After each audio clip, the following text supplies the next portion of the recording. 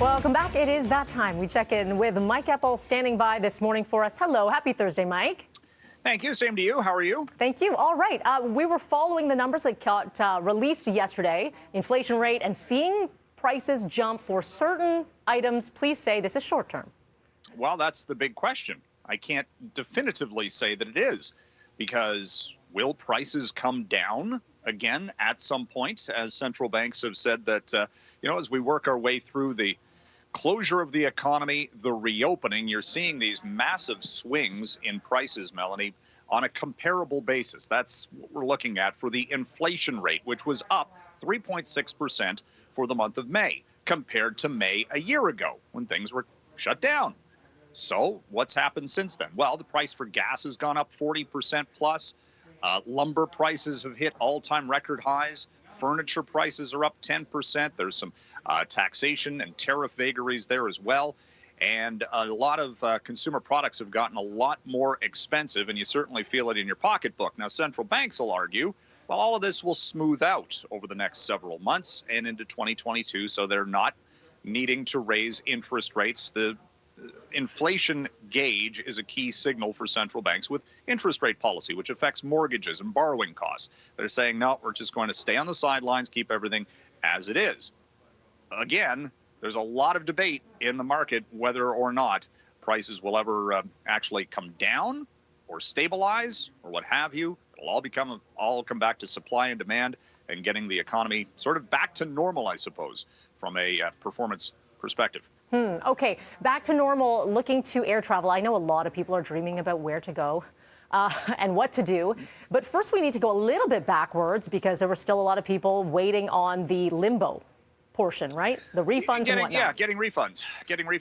And there was this interesting committee report coming out of Ottawa yesterday about, that any type of government support should be contingent on airlines giving refunds immediately. Now I'm thinking, wait, wasn't that part of the $5 billion plus bailout of Air Canada?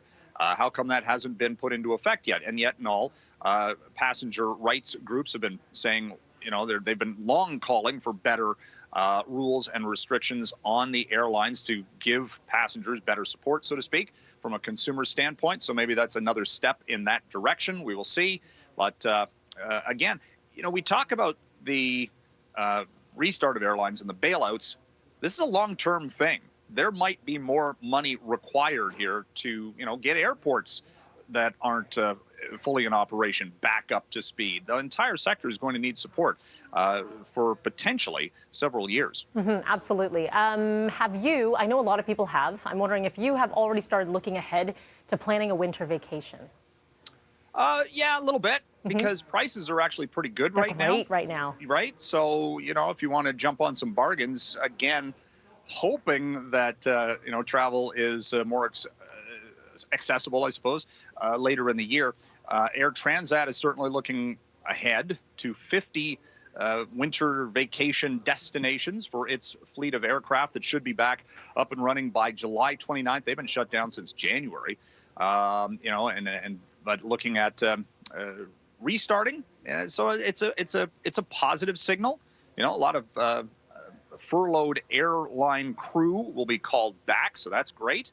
But you want to be hopeful about this, right? And the travel season, the upcoming travel season, getting back to normal. I mean, we're seeing it certainly in other countries, and let's hope that sooner rather than later it happens here as well. Lastly for you, very quickly, the challenge of people who are getting AstraZeneca. Now, this throws a wrench into some plans who are, considering what to do potentially for that second dose and whether or not this counts. I'll let you break this down. Okay, so if you have tickets to Springsteen on Broadway, Broadway's reopening, and Bruce Springsteen, the boss, will be on stage. They're saying, though, that you will need proof of vaccination. But that will not include necessarily AstraZeneca, because AstraZeneca isn't approved by the U.S. Food and Drug Administration.